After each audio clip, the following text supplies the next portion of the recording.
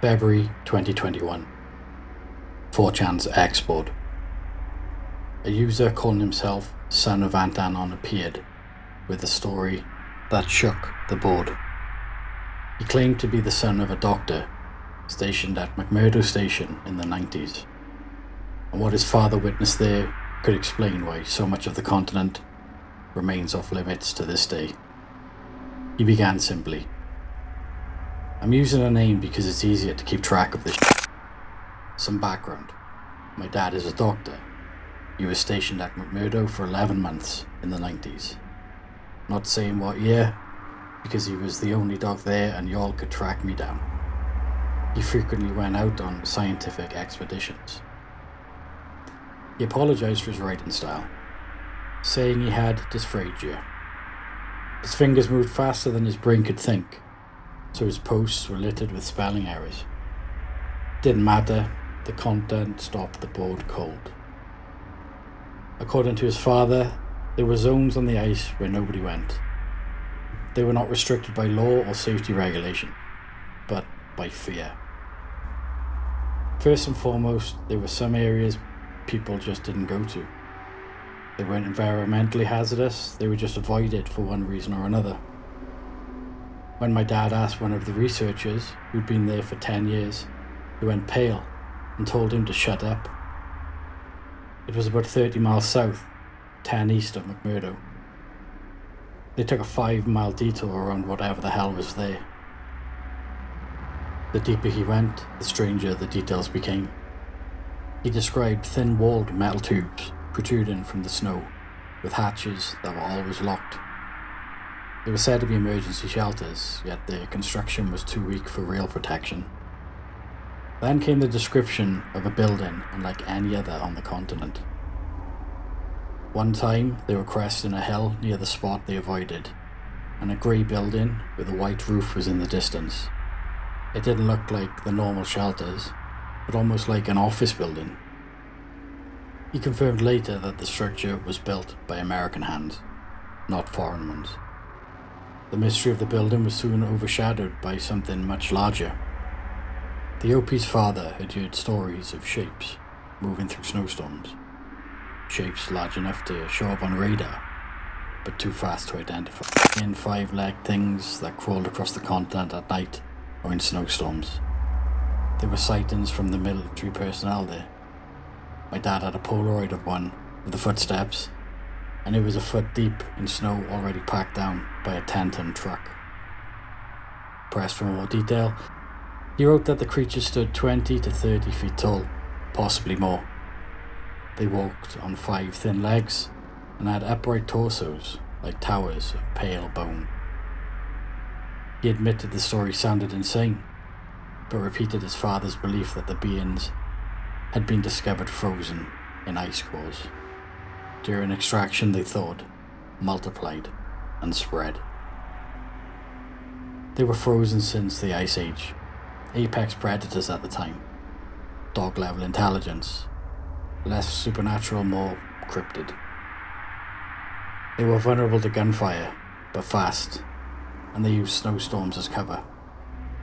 Inside McMurdo, soldiers sometimes reported hearing banging on the walls or the sound of something striking windows in a white-out condition.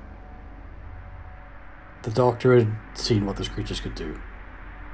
One night he was summoned to treat a man, escorted by armed guards. The patient's body was covered in clean, symmetrical lacerations. While under anesthesia, began to mutter. We let them loose. They were frozen. We thought they were dead. The guards silenced him immediately. They forced a gag into his mouth and ordered the doctor to stand down. When he refused, a rifle was raised to his face. The next morning, he was confined to quarters until the man was evacuated on a flight to South America. After that, every question he asked was met with hostility. He learned that the previous medic had been removed for snooping around. He also found ammunition orders that could not be explained by training schedules. Thousands of rounds in a research base. When the command discovered his investigation, they shipped him home. Before leaving, he witnessed a crash. A transport truck hit something buried in the snow. The wreckage revealed spindly legs and fragments of flesh like broken glass. Later, he stole a researcher's journal filled with diagrams of non-human anatomy. The creatures matched the striders and smaller, spider-like forms he had heard described. That was enough. His curiosity nearly cost him his life. Years later, drunk and bitter, he told his son everything. The son of Aunt Anon, took it to the internet. He said his father had saved files on an old Apple IIe computer used for flight simulations during his time at McMurdo. The next night he returned to the board, promising proof, but the data was gone. Apple IISI hard drives didn't last long enough to get the information off them. Apparently my dad replaced the hard drive with an SCSI to micro SD card, and the drive is long gone. Convenient? Yes. Disappointing? Also yes. But I'd rather come back and tell you than ghost you and be regarded as a shill. He began searching through boxes of obsolete equipment. After several hours he posted photos. Gentlemen, I found 2 Apple hard drives from the 90s. The labels dated them to 1988. He planned to take them for professional recovery. It was then that he shared his father's conversation with a man named Jones, a Green Beret who had allegedly served near the base. Jones proceeds to tell my father the most fucking incredible story. It confirms many theories on X and IRL. Inside, the walls were reinforced concrete and steel, marked with American, Chinese, and Chilean symbols. Bodies everywhere. American, Chinese, Chilean names on offices, all dead. They found cages smashed open, some large enough to hold vehicles, others small and torn apart, as if something had clawed its way out. They find cages that have been ripped open from the inside. The small ones look like something burst out of them. The large ones were mangled like tanks run through them. In the lowest level of the complex, Jones said they found tunnels, stretching far beyond what any of them expected. Then they find tunnels, miles long, big enough for bullet trains. The walls are all metal, lights still blinking. The tunnels were labelled with 3 destinations. He said one of the tunnels had names painted on it: New York, Hong Kong, Melbourne. That's what freaked them out the most. He claimed the unit fought for nearly a full day to clear the structure. 18 hours of fighting. 2 much larger forms were seen deeper in, feeding on corpses. They find a cage that's been ripped into, and 2 spiders in it. They were eating children. The multiple national markings suggest cooperation rather than competition. It wasn't just us. Every major power had a stake in it. Everyone wanted a piece. Son of Aunt Anon wrote that Jones's story aligned with everything his father had ever said. The 5-legged giants were the striders. The smaller spider-like creatures were either offspring or failed clones. My dad thought they were trying to breed or study them. Maybe even use them. Jones said they were moving them through the tunnels to other sites. He believed the tunnels were used to move both materials and specimens between hemispheres without public scrutiny. The tunnels go into everything, not meant for people to see. They move whatever they want, without the world knowing. One anonymous poster asked if these tunnels were selective. Son of Aunt Anon replied, "That's what the restrictions are for.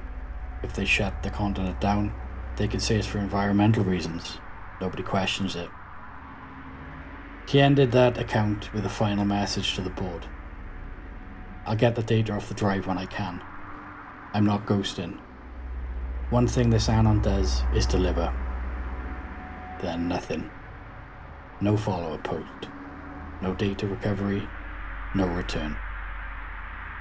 All that remains are the screenshots of his words and the images of those ancient Apple drives.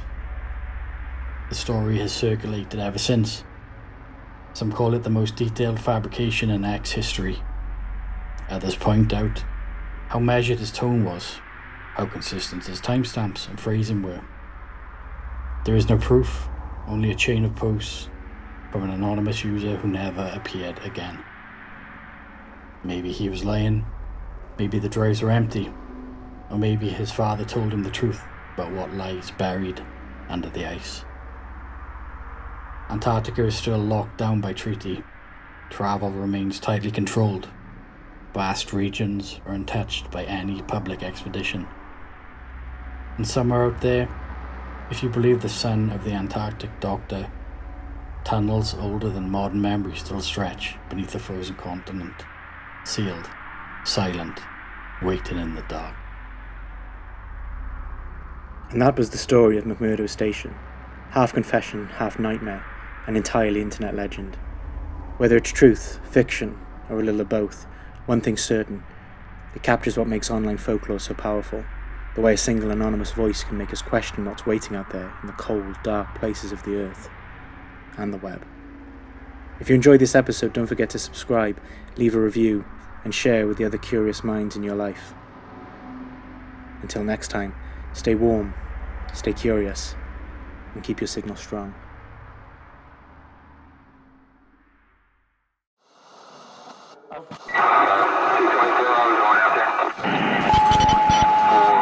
Whiskey, Oscar, Mike, Bravo, Alpha.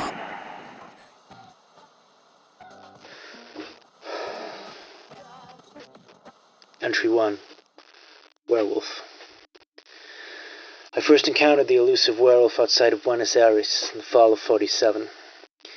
Its shining brown fur and glowing yellow eyes immediately convinced me of its authenticity. But I'd been unlucky. I left my pistol in the hotel room.